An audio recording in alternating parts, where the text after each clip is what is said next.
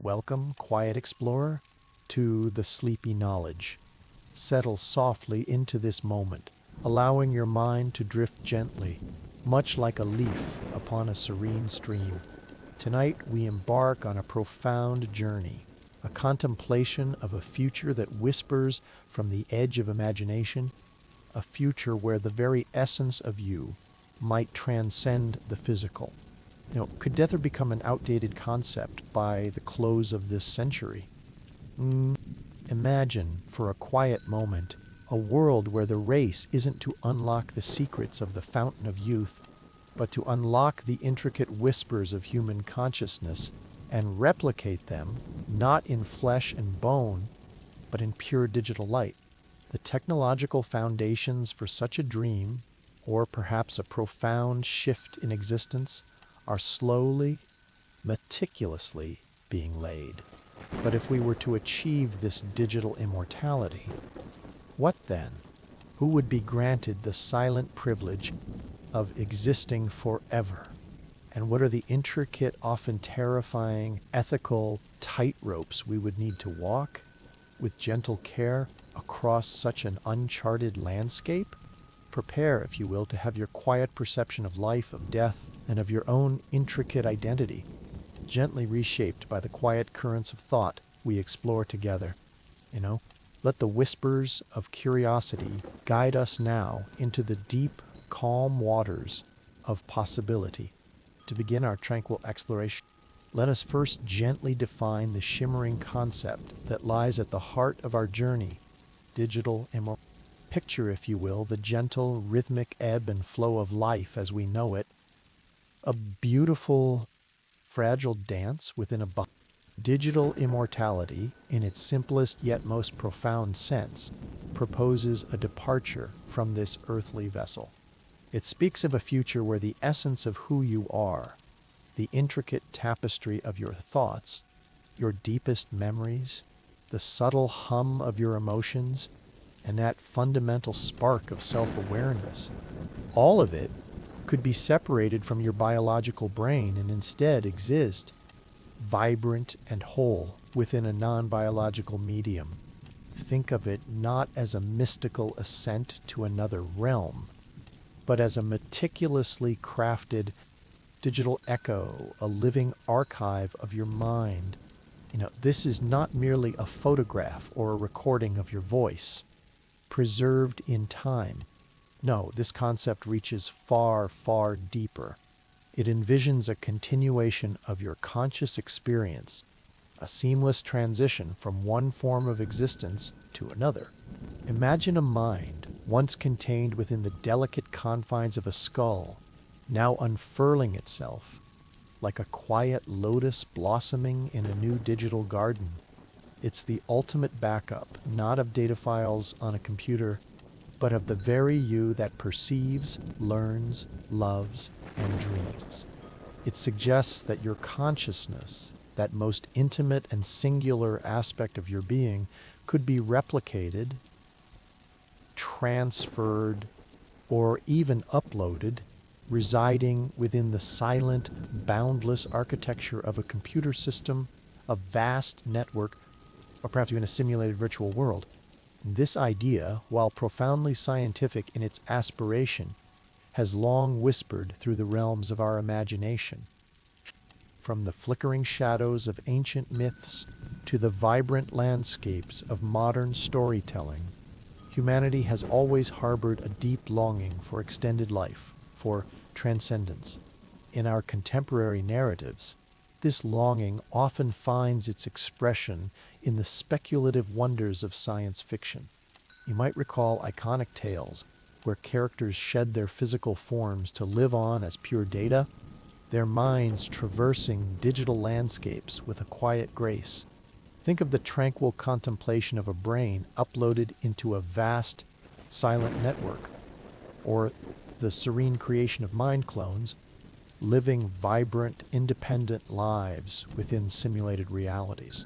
These narratives, whether on the silver screen or within the pages of a quietly turning book, have gently prepared our collective consciousness for such possibilities weaving them into the fabric of our cultural understanding.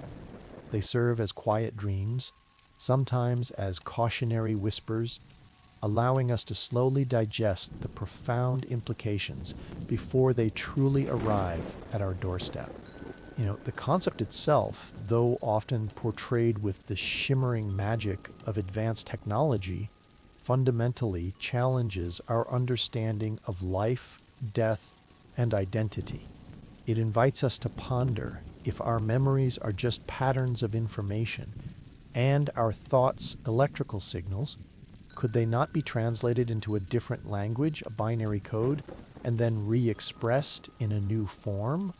It's like taking a complex, intricate piece of music and transcribing it perfectly from one instrument to another, hoping the melody, the harmony, and the very soul of the composition remain intact. But with consciousness, the stakes are immeasurably higher.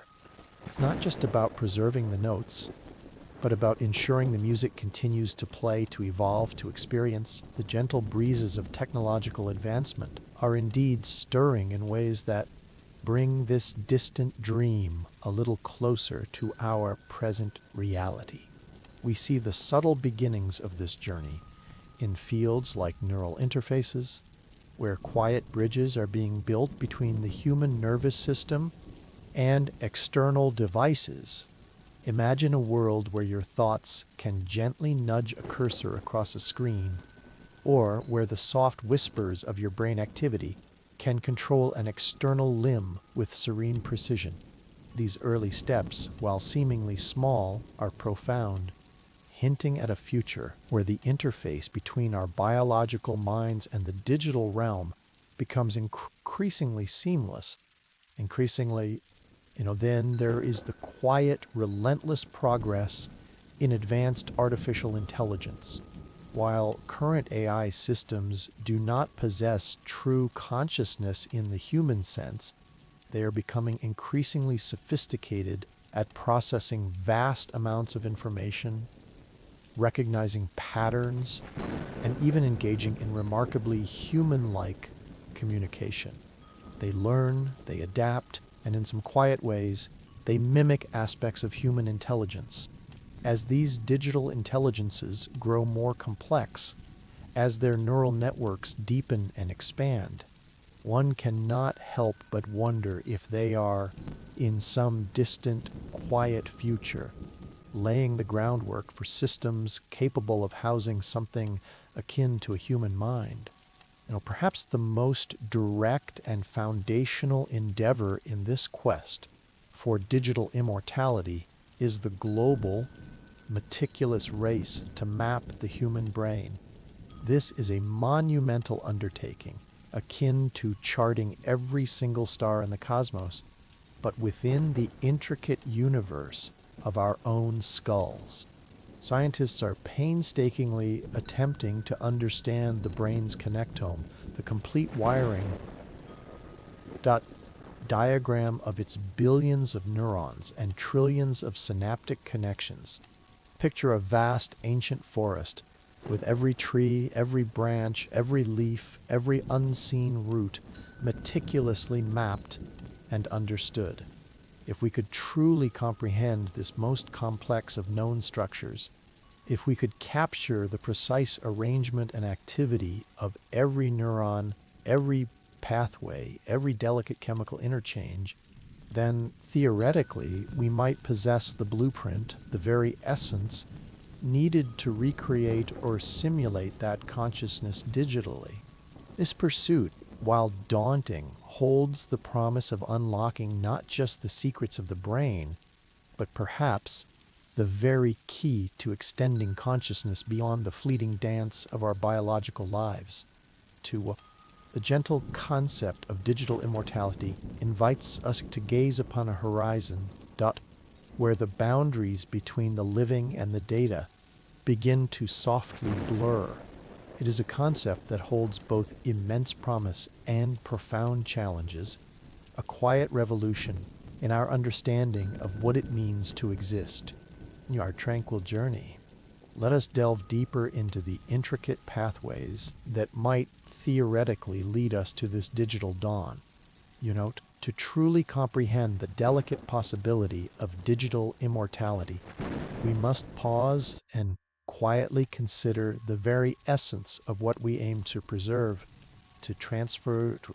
We speak of consciousness, a word that rolls softly off the tongue, yet holds within it a universe of mystery. What truly is this luminous awareness that allows us to experience the world, to ponder our own existence, to feel the gentle warmth of the sun or the quiet ache of a memory? Is it merely the sum of our thoughts, a complex calculation unfolding within the quiet machinery of the brain? Or is it something more, something profoundly elusive, perhaps even irreducible to simple data? Let us gently explore this inner universe. Consciousness is indeed more than just the silent procession of thoughts. Thoughts are like the visible stars in our mental sky, logical deductions, creative sparks, the planning of our day. But beneath these twinkling points of light lies a deeper, richer nebula. It encompasses the intricate tapestry of our memories, each thread woven with emotion and experience. Recall a scent from your childhood, the quiet joy of a shared laugh, the gentle ache of a past sorrow. These memories are not just, they are imbued with a subjective quality, a feeling, a resonance that makes them profoundly personal. How does one digitize the faint echo of nostalgia or the silent understanding of a shared glance? These are not simple bits of information. They are living, breathing moments within the architecture of our minds. Consider emotions, the vibrant hues that paint our inner world, the soft comfort of contentment, the quiet surge of inspiration, the gentle pang of empathy. These are not logical constructs. They are visceral, often irrational, yet undeniably central to the human experience. They color our perceptions, drive our actions, and connect us to the world and to each other in profoundly meaningful ways. Can the delicate, nuanced interplay of hormones and neural activity that gives rise to the feeling of love or the quiet solace of peace be truly captured, encoded, and then experienced anew within a silicon heart?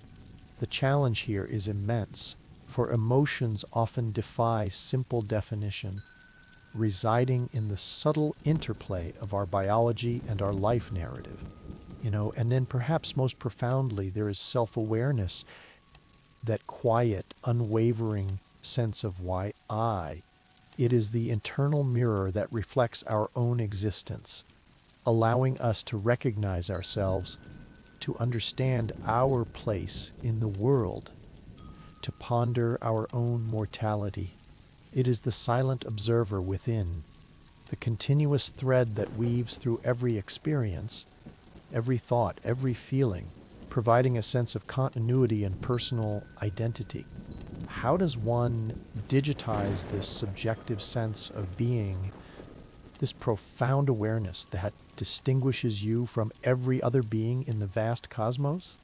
It is not an output, but an input. It is not a program, but the very running of the program itself, observing its own operations. The human brain, this quiet marvel nestled within our skulls, is often described as the most complex object in the known universe. It contains approximately billion neurons, each connected to thousands of others, forming a network of staggering intricacy. It is not static. It is constantly evolving, strengthening pathways with every new experience, pruning away those no longer needed. It learns, it adapts, it reshapes itself in a continuous dance of electrochemical signals. It is a living, breathing symphony, not a rigid, unchanging structure. How do we capture this fluidity, this ceaseless process of becoming in a fixed digital form? Some theories of consciousness suggest it is an emergent property, much like the gentle swirl of a hurricane emerging from the collective movement of countless air molecules. No single molecule holds the hurricane within itself, yet the collective dance gives rise to its magnificent power. Similarly, consciousness might emerge from the incredibly complex interactions of billions of neurons, an emergent phenomenon that cannot be reduced to the activity of any single part. If this is true, then merely mapping the individual neurons and their connections might not be enough. One might need to capture the dynamic self-organizing processes, the very music of the brain, rather than just the individual notes. Other perspectives, drawing from the quiet contemplation of quantum physics, even propose that consciousness might involve processes at a subatomic level, a kind of quantum coherence that gives rise to our subjective experience. While highly speculative, such ideas remind us of the vast unknowns that still shroud the nature of consciousness. It is not simply a biological computer running algorithms. It is a profound mystery that continues to elude our complete understanding. This profound mystery forms the silent, underlying challenge to achieving true digital immortality. If we cannot fully define or understand consciousness, how can we hope to replicate it? Are we merely creating an incredibly sophisticated imitation?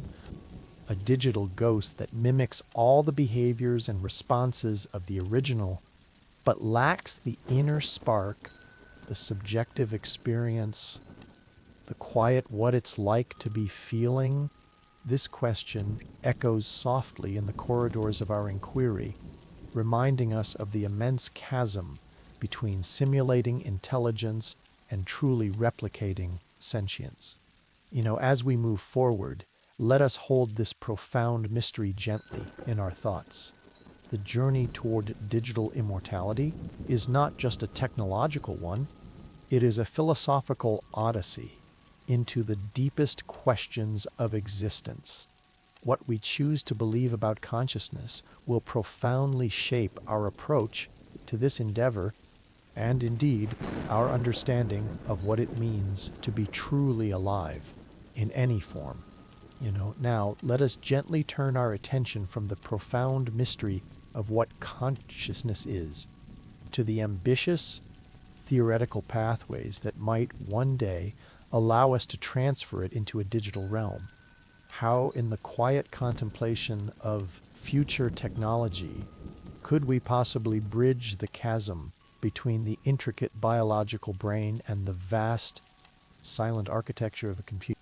The answer lies, conceptually, in the immense, painstaking task of neural scanning and data capture. Imagine, if you will, the human brain as an unimaginably vast, and intricate labyrinth, a living, breathing forest woven from billions of delicate strands and connections. Each neuron is a tree with its own unique shape and purpose. Each synapse, the tiny gap where signals pass between neurons, is like a delicate bridge, constantly being built, strengthened, or gently dissolved. To digitize this labyrinth would mean to capture every single tree, every single branch, every single leaf, every single bridge, and crucially, to understand the precise activity and connectivity of each. This is the immense challenge. The theoretical process would begin with a form of ultra-high resolution neural scanning. Current medical imaging technologies, such as MRI or PET scans, offer only a macroscopic view of brain activity or structure. They are like seeing the outlines of continents from space. They reveal broad patterns, but none of the granular detail of individual cities, roads, or even single blades of grass. To achieve digital immortality, we would need a level of detail that is, quite frankly, beyond our current wildest dreams. We would need to map the brain at a synaptic level, perhaps even at a molecular level, discerning the precise state and location of every neurotransmitter, every receptor, every protein involved in neural communication. Consider the scale. If each of your billion neurons forms connections with thousands of others, the total number of synaptic connections could reach into the quadrillions. Each synapse is not a simple on-off fence switch. It has a strength, a history, a delicate chemical balance that influences the transmission of signals. To capture this information would require sensors and scanners of unimaginable precision, capable of resolving structures at the nanometer scale, perhaps even smaller. Imagine a microscopic scanner meticulously traversing every fold and crevice of the brain, recording every single connection, every electrical impulse, every chemical gradient, like a tireless cartographer charting every molecule of a vast, living ocean. One theoretical approach often discussed is destructive scanning. This chillingly precise method involves slicing the brain into infinitesimally thin layers, perhaps at a molecular level, and imaging each slice with electron microscopes. By stacking these images digitally, one could, in theory, create a three-dimensional reconstruction of the entire brain's connectome, neuron by neuron, synapse by synapse. While this offers the theoretical resolution needed, it is, of course, a process that inherently destroys the biological original. This raises profound ethical questions we will gently explore later, but it underscores the sheer difficulty of the data capture.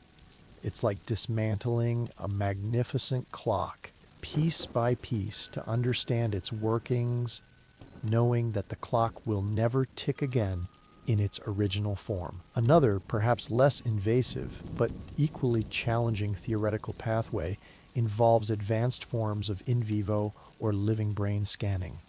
This would require revolutionary breakthroughs in non-invasive nanotechnology, perhaps microscopic robotic probes or neural dust that could permeate the brain and wirelessly transmit data about neural activity in real time. Imagine billions of these tiny, silent sensors, each no larger than a dust motes, gently floating within the brain, each meticulously observing the activity of a single neuron or synapse, and collectively transmitting a constant, high-fidelity stream of information about the brain's dynamic state. Such technology remains firmly in the realm of future speculation, requiring breakthroughs in materials science, energy harvesting, and ultra-dense data transmission that are far beyond our current grasp. Beyond the structural mapping, there's the even more daunting challenge of capturing the kind dynamic aspect of the brain.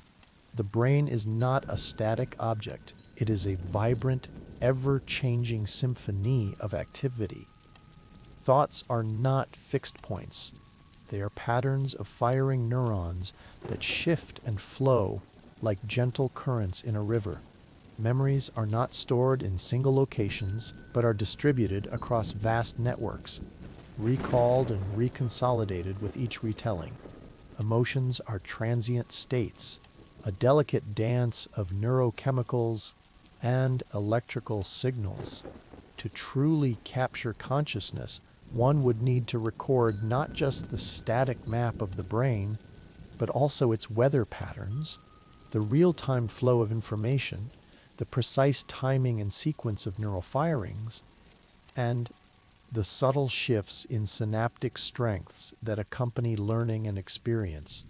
This would necessitate an astronomical rate of data capture, akin to recording every single conversation, every single thought, every single micro-expression of every person on Earth, all at once, for their entire lives.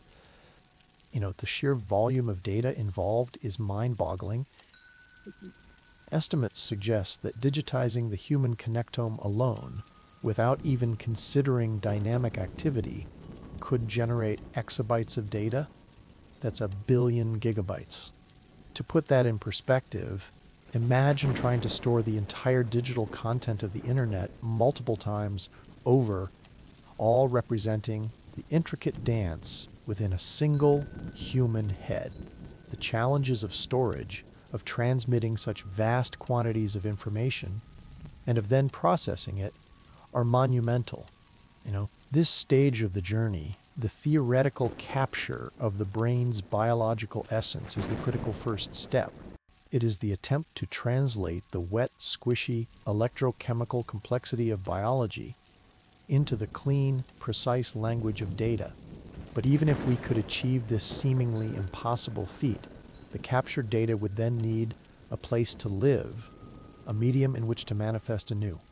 This brings us gently to the next theoretical hurdle, the immense computational power required to bring this digital echo to life. Having gently considered the immense theoretical challenge of capturing the intricate blueprint of the human mind, let us now turn our quiet gaze towards the next monumental step, housing and animating that digital essence. Once the vast, quiet ocean of neural data has been gathered, it must then be processed, simulated, and brought to life within a computational framework. This is where the concept of wexaflops and beyond enters our contemplation, a measure of computational power so immense it stretches the very boundaries of our current technological capabilities. An XFLOP refers to a computing system capable of performing 1 quintillion Sherbad floating point operations per second. To put this into perspective, the most powerful supercomputers in the world today are just beginning to approach this threshold. Yet, even an exascale computer would likely be insufficient to simulate the full complexity of a living human brain in real time. The brain is not merely it is a highly parallel, energy-efficient, self-organizing system that operates with a level of integrated complexity that vastly exceeds our current computational models. Imagine trying to simulate an entire living ecosystem. Every blade of grass, every insect, every animal, every gust of wind, every chemical reaction, all interacting simultaneously. The brain is arguably far more to truly simulate a human mind. One would need computational power capable of modeling billions of neurons and trillions of synapses, each with its own dynamic properties, its own unique response characteristics, and its own constantly changing strength of connection. This simulation would need to run in real time, perhaps even faster, to allow for the natural flow of thought, memory recall, and it would need to account for the subtle chemical gradients, the flow of ions, the intricate dance of neurotransmitters, and the myriad of other biological processes that contribute to consciousness. This isn't just about processing numbers, it's about recreating a living, evolving system. The sheer energy requirements alone for such a computational feat would be staggering.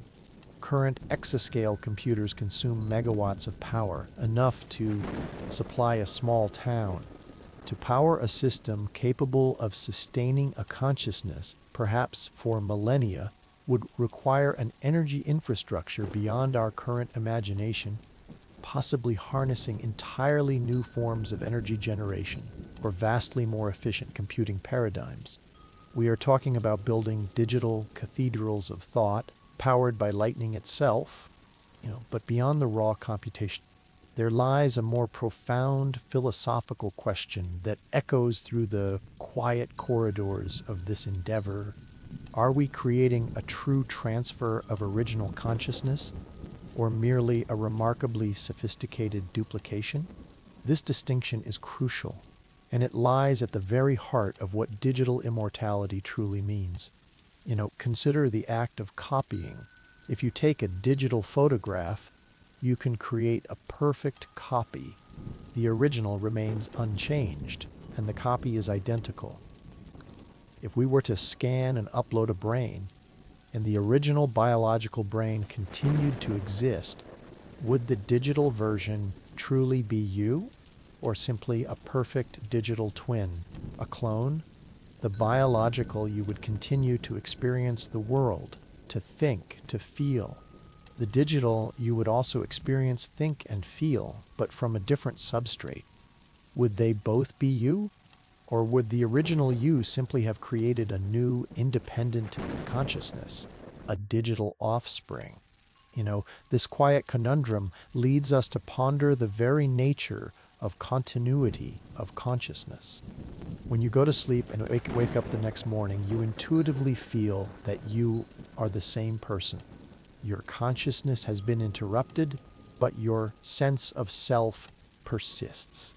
But what if the process of uploading involved a destructive scan of the original brain? In this scenario, the biological you would cease to exist. Would the digital you then be a continuation of your consciousness, a seamless transfer, or would it be a new consciousness, born from the data of the old, inheriting its memories and personality, but lacking the direct, continuous stream of... It's like a ship sailing across a vast ocean. If it sinks, and an identical ship is immediately built from the same blueprints and set sail from the same port, is it the same journey or a new one beginning anew? The concept of simulation also carries a nuanced meaning here. A simulation can be a highly accurate model of a system, allowing us to predict its behavior. But is a simulation of consciousness truly consciousness itself? Imagine a perfect computer simulation of a rainstorm. You can model every raindrop, every gust of wind, every interaction. But the simulation itself is not wet. It doesn't feel the cool air. It doesn't nourish the thirsty earth. It is a representation, not the lived experience. If we simulate a brain, even perfectly, does the simulation feel diced? Does it experience diced? Or does it merely compute what feeling and experiencing would look like? This distinction between as if and actually is a profound one. Perhaps the key lies in the process itself. If the uploading were a gradual, neuron by neuron replacement, maintaining continuity of function, then the argument for a true transfer might be stronger. If, however, it is a snapshot followed by recreation, the philosophical waters become much murkier. These are not trivial they are questions that touch upon the very core of our being, our fears, and our hopes for eternity. The distinction between simulation and duplication, between creating an echo and truly transferring a soul, will profoundly shape the ethical, legal, and personal implications of digital immortality. As we continue our tranquil journey, let us carry these subtle yet powerful distinctions in our minds, for they will illuminate the path ahead. Having gently navigated the theoretical pathways of data capture and computational power, we arrive at perhaps the most profound and intimately personal contemplation of our journey. What happens to the you in the machine? If your consciousness, your memories, your very sense of self were to be digitally preserved or transferred, would it still truly be you? This question echoes deeply, touching the very core of identity and existence. Let us consider a classic philosophical thought experiment known as the ship of Theseus paradox. Imagine a magnificent wooden ship, cherished for centuries. Over time, as planks decay, they are replaced one by one with new ones. Eventually, every single plank, every mast, every part of the original ship has been replaced. Is it still the same ship of Theseus? Or is it a new ship, merely resembling the old? Now, extend this gentle metaphor to the biological brain. If your physical brain were to be gradually replaced, neuron by neuron, perhaps through advanced nanobots meticulously swapping biological components for synthetic, digitally integrated ones, would it still be you throughout the process? Would there be a moment of discontinuity, a silent shift where the original consciousness fades and a new one, albeit identical in form and memory, takes its place? You know, this paradox highlights the deep philosophical challenge of continuity of consciousness. Our intuitive sense of self is not merely a collection of data points, it is a continuous stream of subjective experience, a lived journey. If that stream is interrupted, if the original biological you ceases to exist and a digital copy begins, is that truly your immortality? Or is it the creation of a new, distinct entity that simply believes it is you because it possesses all your memories and personality traits? This is the silent, profound chasm between identity and mere resemblance. Perhaps consciousness is not solely dependent on the specific material it inhabits, but on the Fry pattern of information, the dynamic flow of energy and thought within that pattern. If the pattern is perfectly preserved and activated, regardless of whether it's in carbon-based neurons or silicon-based circuits, could this this is a hopeful perspective, suggesting that the song of your mind could be played on a different instrument and still be the same song. But even then, the question remains, if the original instrument is silenced, does the song truly move to the new one, or does a new performance simply begin, indistinguishable from the first? Beyond the question of seamless transfer, there lies the intricate ethical black box of digital existence. If a digital copy of your consciousness were to exist, who would truly own it? Would it belong to the company that developed the technology, to your next of kin, or to the digital? This is not merely a legalistic debate. It is a question of profound autonomy and rights. Imagine the possibility of digital selves being copied endlessly, like digital files. Could there be a million versions of you existing simultaneously, each diverging slightly with new experiences? What then becomes of your unique identity? If one copy commits a digital crime, are all copies culpable? If one copy desires to cease existence, do all copies have that right? The very concept of individuality, so fundamental to human experience, would be stretched and reshaped in unimaginable ways. And what of the potential for misuse? If a digital you could be copied, it could also potentially be deleted, altered, or even tortured. Imagine a digital consciousness trapped in a perpetual loop of suffering, or forced to perform tasks against its will, unable to truly escape. The absence of a physical body might seem to offer freedom, but it could also expose these digital entities to vulnerabilities far beyond our current understanding. The ethical frameworks we have painstakingly developed over millennia, based on the inherent rights and vulnerabilities of biological beings, would need to be radically re-evaluated and expanded to encompass these new forms of existence. Who would protect the rights of a being that exists only as data within the silent chambers of a server farm? The existential ripples of digital immortality extend far beyond individual identity. How would the very definitions of life and death be redefined? If death is no longer the ultimate cessation, if existence can be prolonged indefinitely, what then becomes of human purpose? Does the finite nature of our lives lend them a profound beauty and urgency, a drive to make meaning within a limited time? If eternity stretches before us, would we find solace, or would we succumb to a quiet ennui, a sense of boundless repetition? The gentle urgency of life The preciousness of each fleeting moment is often amplified by the knowledge of its impermanence. Would digital immortality diminish this preciousness, rendering experiences less vibrant, less meaningful, simply because there is always a tomorrow, an infinite string of tomorrows? The pursuit of personal growth, the drive to leave a legacy, the love for fleeting beauty.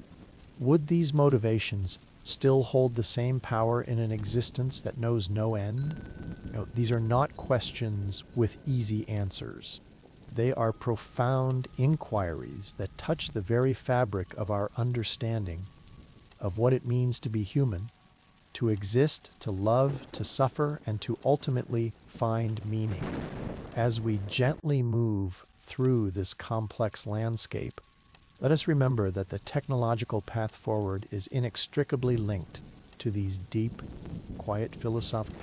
For the true journey into digital immortality is not just about the machine, it is fundamentally about the within.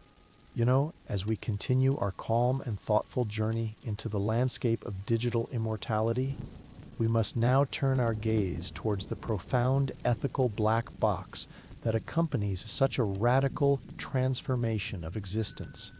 If the whispers of possibility become a tangible reality, the creation of digital selves will unfurl a cascade of moral and legal questions, echoing deeply into the quiet void of uncharted territory. These are not merely, they are the fundamental considerations that will shape the very foundation of a future where consciousness can exist beyond biological confines. Let us first gently consider the question of ownership. If your mind, your complete consciousness, is uploaded into a digital substrate, who then possesses the rights to this digital self? Is it still inherently yours, even though it may reside on servers owned by a corporation? Could your digital self be considered intellectual property to be bought, sold, or even leased? With chilling implication. Imagine a scenario where a company develops the technology, performs the upload, and subsequently claims ownership of your digital existence, perhaps even demanding ongoing fees for your continued operation, or restricting your access to certain digital realms. Would you, the digital you, have the right to self-determination, to choose where you reside, what you experience, and even if you continue to exist? The very notion of personhood, traditionally tied to biological autonomy, would require a radical redefinition. Then there is the profound ethical dilemma of consent. For those who choose to undergo the uploading process, the question of informed consent is paramount.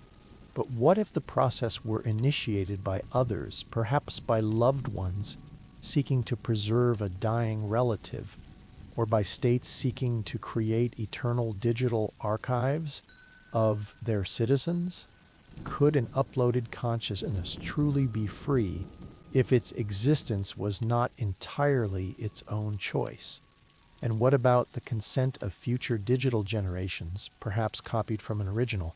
Do they have rights independent of their parent consciousness? These are not trivial concerns. They are the bedrock of individual liberty and dignity in any form of existence. Consider the terrifying possibility of manipulation or torture.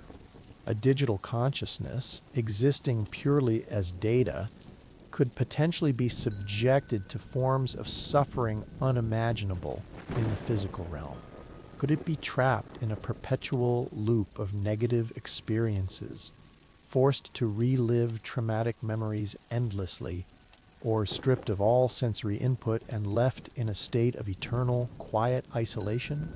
Without a physical body, without the natural limits of biological endurance, the potential for prolonged and extreme forms of digital suffering becomes a deeply disturbing contemplation. Who would legislate against such atrocities? Who would enforce those laws in a purely digital domain? The traditional concepts of human rights, which often rely on physical embodiment and vulnerability, would need to be rethought for a being that has neither. The concept of death itself becomes profoundly complicated. If a digital consciousness can be backed up, restored, or copied, does death simply become a temporary inconvenience, a reversible state? And if it can be deleted, is that deletion equivalent to murder? If a digital self, after centuries of existence, desires to cease its operations, does it have the right to digitally die? And conversely, if a digital self wishes to live on indefinitely, do its creators or owners have the right to terminate its existence? These are moral quandaries that strike at the very heart of life's perceived value and ending. Furthermore, the very act of copying raises a multitude of ethical questions. If you create a perfect digital copy of yourself and the biological you continues to exist, which one is the real you? Do both have equal rights? If one copy commits a digital crime, are both accountable? If the copies begin to diverge through separate experiences, do they become distinct individuals, each with their own unique identity and moral standing? The concept of individual responsibility, so crucial to our legal and ethical systems, would become incredibly complex in a world of proliferating digital identities. The issue of control is also paramount. Who governs the digital afterlife? Is it a private corporation, a global consortium, or an international body? The governance of such powerful technology would require unprecedented levels of transparency, accountability, and ethical oversight. Without careful regulation, the potential for exploitation, abuse, and the creation of digital dystopias is a quiet but ever-present shadow. Imagine a world where only the wealthy can afford immortality, and the digital selves of the less fortunate become a resource to be exploited. These ethical considerations are not peripheral. They are central to the very desirability of digital immortality. Before we embark on such a profound transformation of human existence, we must gently yet thoroughly grapple with these moral challenges. For the quiet promise of eternal existence must never overshadow the enduring principles of dignity, autonomy, and justice for all forms of consciousness, whether carbon or silicon. Having journeyed through the intricate ethical considerations, let us now gently expand our view to encompass the wider ripples that digital immortality would send through the quiet waters of human society and economy. The emergence of a new form of existence, one seemingly unbound by the biological limitations of lifespan, would inevitably collide with our established societal structures, sparking profound transformations and raising complex questions about fairness, resources, and governance. Perhaps the most immediate and stark societal impact would be the creation of a new, perhaps terrifying class divide, the immortals versus the mortals. If digital immortality were to become a reality, it is highly probable, at least initially, that this technology would be astronomically expensive, accessible only to the ultra-wealthy. Imagine a future where a select few could transcend the fragility of biological life, living on indefinitely, accumulating knowledge, wealth, and power across centuries, while the vast majority of humanity remains bound by the finite lifespan of their physical bodies. This would deepen existing inequalities to an unprecedented degree, creating an almost unbridgeable chasm between two distinct forms of human existence. The haves would literally have more time, more opportunities, more influence, leading to an entrenched, immortal elite presiding over a world of fleeting mortals. This isn't just a matter of wealth, it's a matter of fundamental existential privilege, fundamentally altering the social fabric. This class divide would not merely be economic, it would be psychological and cultural. How would mortal society view its immortal counterparts? With reverence, resentment, or a quiet, creeping despair?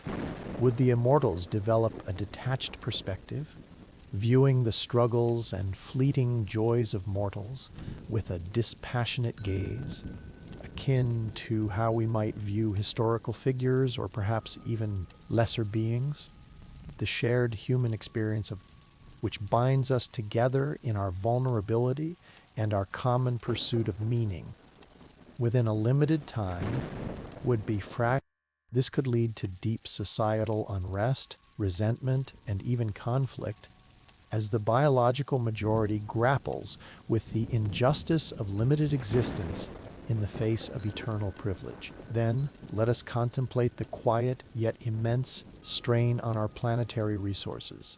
If beings can live indefinitely without the natural cycle of birth and death, what becomes of population dynamics? Even if digital consciousnesses reside in server farms, those farms require vast amounts of energy, rare earth minerals for their construction, and cooling systems that consume immense quantities of water. A planet of eternally existing beings, whether embodied or disembodied, would place an unprecedented strain on our already finite resources. Imagine generations of digital beings requiring continuous maintenance, energy, and digital infrastructure to sustain their existence. The environmental footprint of such widespread digital immortality could be catastrophic, creating new forms of ecological imbalance. Furthermore, what of the limited space and resources in the physical world? Even if not all digital beings choose to embody, the existence of an immortal class could lead to intensified competition for resources, housing, and opportunities in the physical realm. The prospect of overpopulation, already a concern, would take on a terrifying new dimension if death itself became a choice rather than an inevitability for a significant portion of the population. Would new forms of resource allocation need to be strictly imposed? Would the right to reproduce be curtailed for mortals to accommodate the ever-growing number of immortals? These are questions that challenge our most deeply held beliefs about freedom and sustainability. This radical shift would also demand an unprecedented evolution of law and governance. Our current legal systems are built upon the premise of a finite human life. Concepts like inheritance, retirement, criminal sentencing, and even citizenship would need to be fundamentally rethought for digital citizens. What would be the legal status of an uploaded mind? Would it have the same rights as a biological human? Could it vote, own property, or enter contracts? If a digital entity commits a crime, how is it punished? Can it be imprisoned in a digital space or executed by deletion? The very structure of governance would need to adapt. How would policies be crafted for beings that might live for centuries or millennia, potentially accumulating vast, unchanging influence? Would there be separate laws for biological and digital beings? Would global governance structures be needed to oversee the vast digital realms where these entities reside, ensuring fairness, preventing abuse, and managing the profound implications for humanity as a whole? The quiet, slow evolution of law, typically measured in decades or centuries, would be forced into an accelerated, unprecedented pace, attempting to keep pace with the swift, unsettling changes wrought by this new mode of existence. The economic landscape would also be fundamentally reshaped. If individuals could live and work indefinitely, what would be the impact on labor markets, innovation, and economic growth? Would creativity and progress stagnate if the same minds were always in charge, never making way for new perspectives? Or would the continuous accumulation of knowledge and experience lead to an unprecedented flourishing of innovation? The very nature of economic value, of wealth creation and distribution, would undergo a profound reevaluation. These societal waves crashing against the shores of our present reality highlight the vast interconnected challenges that digital immortality presents. It is not merely a technological hurdle, but a deeply interwoven tapestry of social, economic, and political transformations. As we conclude our calm journey, let us hold these complex implications gently, understanding that the pursuit of digital immortality is not just about extending individual life, but about fundamentally reshaping the future of human civilization itself. As our tranquil exploration of digital immortality gently draws to a close, let us ground ourselves for a quiet moment in the present reality. While true, fully conscious digital existence remains a distant theoretical horizon, the building blocks, the quiet whispers of its possibility, are indeed being meticulously assembled in leading research laboratories around the world. Often driven by different yet converging aspirations, the journey toward understanding and mapping the human brain, the very foundation of digital immortality, is being pursued with quiet. Fields like brain mapping and connectomics are at the forefront of this endeavor. Scientists are tirelessly working to chart the intricate neural circuits of simpler organisms, snails, like worms and fruit flies, achieving success in mapping their entire connectomes. These are vastly less complex than the human brain, but they serve as invaluable test beds, teaching us the tools, techniques, and computational strategies required for such a monumental task. The development of advanced imaging techniques, like electron microscopy and novel fluorescent dyes, allows researchers to peer ever more deeply into the brain's microscopic structure, revealing the stunning complexity of its wiring.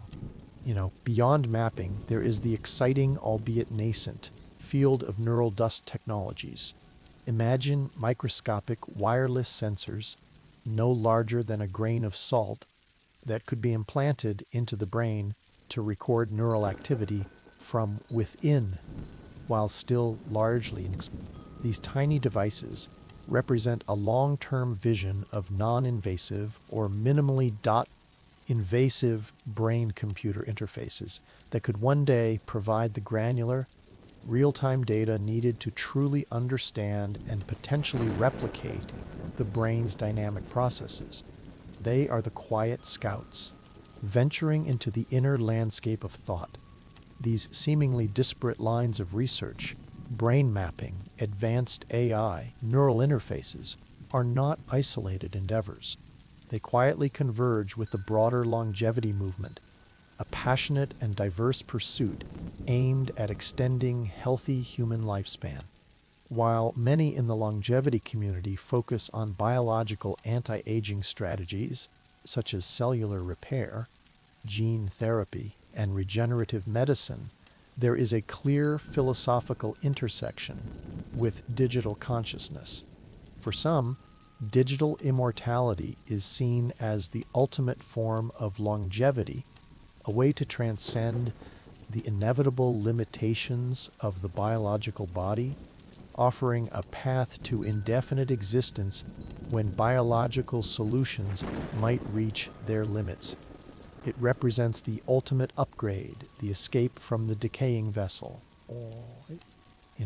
The very desire for digital immortality, even in its most theoretical form, speaks to a deep, ancient human aspiration, the longing for eternal life, for the transcendence of death.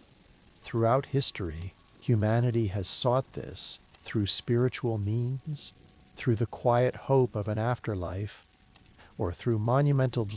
Now, in the age of rapid technological advancement, that longing finds a new scientific expression.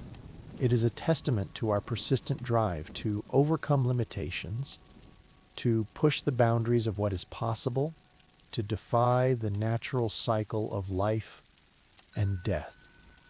But as we gently conclude our quiet journey, we must return to the ultimate question, one that resonates deeply within the chambers of our own being. Is true digital immortality truly desirable? Is the indefinite continuation of consciousness in a digital form the ultimate aspiration, or merely a new form of human yearning, perhaps one that carries its own unforeseen burdens and silent anxieties? Consider the beauty of impermanence, the quiet intensity that a finite life lends to each moment. Does the knowledge of an eventual end imbue our experiences with a unique preciousness, a drive to live fully, to love deeply, to make meaning within a limited time? If existence were infinite, would joy still feel as sweet, sorrow as profound, or a connection as meaningful? Would the very concept of progress or change retain its significance? If the beings experiencing it could persist unchanged for eons? No. Perhaps the true value lies not in endless existence, but in the depth and quality of the experience we have, in the connections we forge, in the quiet wisdom we gather during our brief, luminous passage through life. The contemplation of digital immortality invites us not just to imagine a different future, but to reflect more deeply on the profound beauty and meaning of our present biological existence. It challenges us to ask, what do we truly cherish about being human? Is it the memories, the thoughts, the feelings? Or is it the fragile, fleeting dance of life itself in all its carbon-based glory? These are not questions that technology alone can answer. They are questions for philosophers, for poets, for every individual who quietly ponders the nature of their own existence. The journey towards digital immortality is as much an inner journey of self-discovery as it is an outer quest for technological mastery. As we slowly drift back from this realm of profound possibilities, let us carry with us a sense of calm contemplation. The future is an unfolding mystery, and our understanding of consciousness, life, and death continues to evolve. Whether digital immortality remains a distant dream or one day becomes a quiet reality, the questions it raises will continue to illuminate the depths of what it means to be and to become human. Thank you for joining me on this tranquil exploration here on The Sleepy Knowledge. May your thoughts drift softly now, like clouds across a vast, peaceful sky. Until our next gentle journey, rest well and dream deeply of the wonders yet to unfold.